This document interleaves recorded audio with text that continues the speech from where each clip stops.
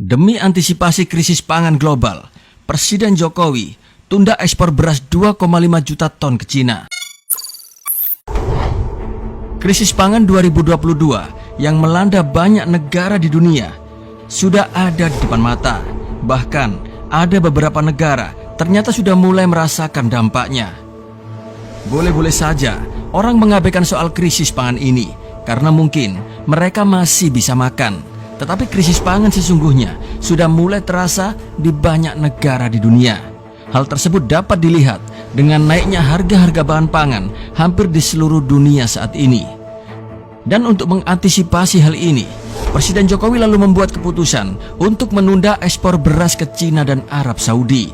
Padahal total permintaan beras tersebut sangatlah fantastis, yaitu Arab Saudi memesan 1.000 ton beras medium, sedangkan Cina malah lebih edan, telah memesan beras ke RI sebanyak 2,5 juta ton. Jumlah yang sangat begitu fantastis.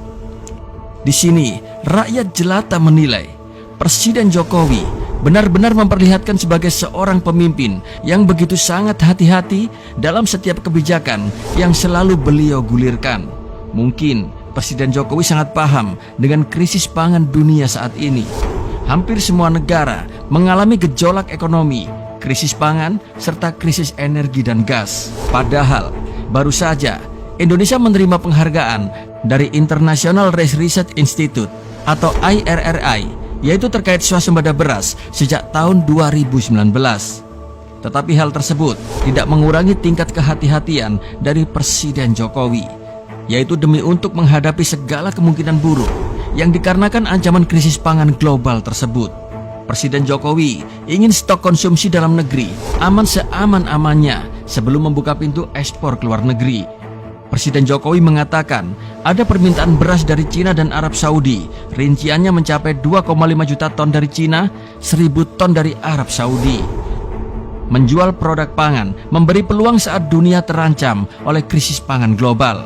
Namun Presiden Jokowi mengatakan bahwa Indonesia belum berani melakukan saat ini dan menangguhkan permintaan Cina dan Arab Saudi. Kemarin misalnya dari China minta beras 2,5 juta ton. Dari negara lain, Saudi misalnya sebulan minta 100.000 ton beras. Saat ini kita belum berani, udah kita stok dulu. Presiden Jokowi pun menjelaskan, Indonesia masih menunggu momen yang tepat.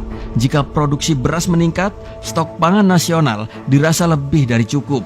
Pasti pemerintah akan membuka pintu ekspor terhadap beras nasional. Tapi begitu produksinya melompat karena Bapak Ibu terjun ke situ, bisa saja melimpah dan bisa kita ekspor dengan harga yang sangat visible, dengan harga yang sangat baik. Pada kesempatan itu, Presiden Jokowi sangat bersyukur atas capaian negara swasembada beras serta mendapatkan penghargaan dari International Rice Research Institute atau IRRI. Presiden Jokowi pun menilai apresiasi serta penghargaan dunia tersebut bisa menjadi support atas keberhasilan Indonesia menjaga stok pangan dalam negeri, yaitu dikala banyak negara di dunia sedang terjebak dalam krisis. Di sisi lain, negara lain kekurangan pangan, kita justru dinyatakan sudah swasembada beras dan ketahanan pangan, sistem ketahanan pangan kita baik. Hal-hal seperti ini yang nggak perlu kita harus waspada, ya, kita harus hati-hati, ya. Tapi jangan memunculkan sebuah pesimisme, ini yang saya sekali lagi selalu saya nggak mau. Kemarin misalnya dari China minta beras 2,5 juta ton. Dari negara lain, Saudi misalnya sebulan minta 100.000 ton beras. Saat ini kita belum berani, udah kita stok dulu. Tapi begitu produksinya melompat karena Bapak Ibu terjun ke situ, bisa saja melimpah dan bisa kita ekspor. Kita harus waspada, ya, kita harus hati-hati, ya. Tapi jangan memunculkan sebuah pesimisme, ini yang saya sekali lagi selalu saya nggak mau. Tetap harus optimis, karena setiap kesulitan pasti ada peluang di situ, pasti. Dalam kondisi sesulit apapun, dalam situasi sesulit apapun, pasti ada peluang. Dan yang bisa menggunakan peluang itu adalah entrepreneur, wirausahawan, Bapak Ibu sekalian, nggak ada yang lain. Peluangnya apa? ada krisis pangan, berarti peluangnya ya ada di pangan.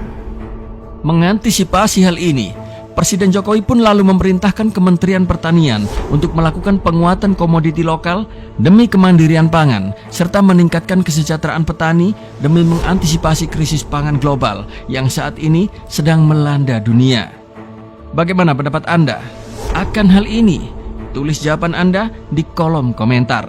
Salam NKRI dan salam dari rakyat jelata.